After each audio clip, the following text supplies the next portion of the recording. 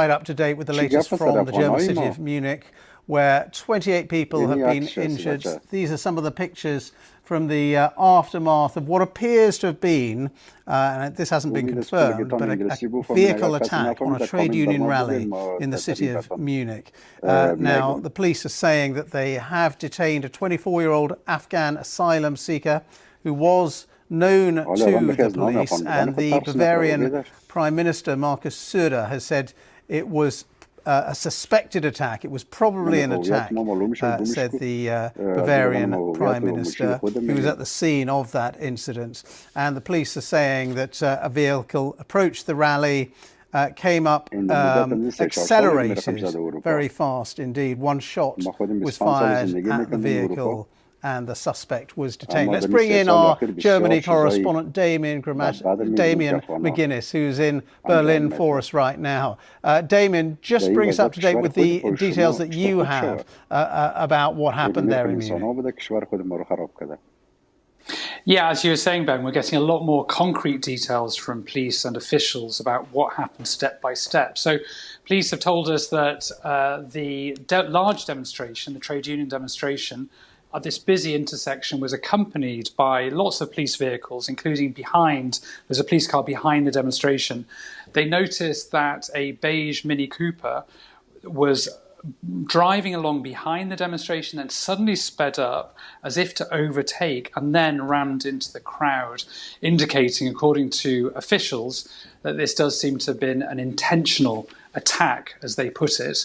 And we now know that the suspect who has been arrested is a 24-year-old Afghan asylum seeker. We don't know the motivation. Nothing has been said about any potential political affiliation or ideology.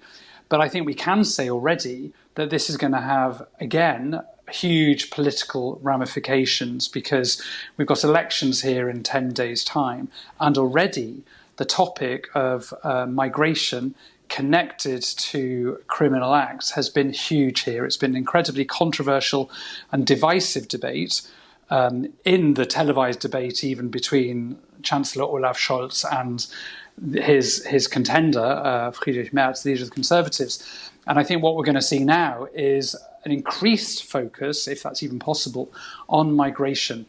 And whatever the motivation behind this incident, I think that's inevitable now. And Damien, just some context, there have been previous vehicle attacks in Germany, haven't there, with very serious loss of life? Yeah.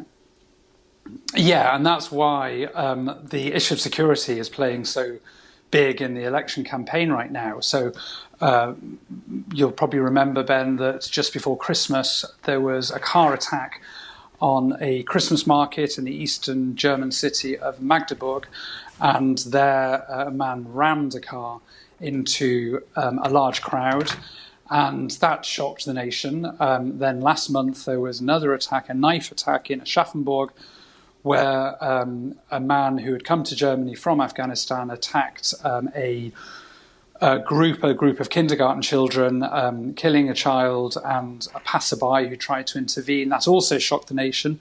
That attack, that most recent one in Aschaffenburg in Bavaria, particularly led to a ferocious debate over migration. Until that point, migration hadn't really been a big feature of the election campaign. But that's the point at which the Conservative leader, Friedrich Merz, who wants to be Germany's next chancellor, as he described it, went all in on migration and suddenly started proposing some very radical measures on closing Germany's borders and knocking back all asylum seekers effectively from Germany's borders.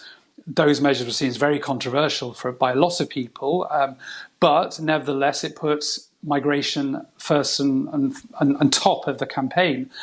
And what we've already seen today is the political debate already starting after this most recent terrible incident today in Munich, where Markus Söder, the leader of Bavaria, when he was giving the details about who the suspect was already saying, well, that's enough, we have to act.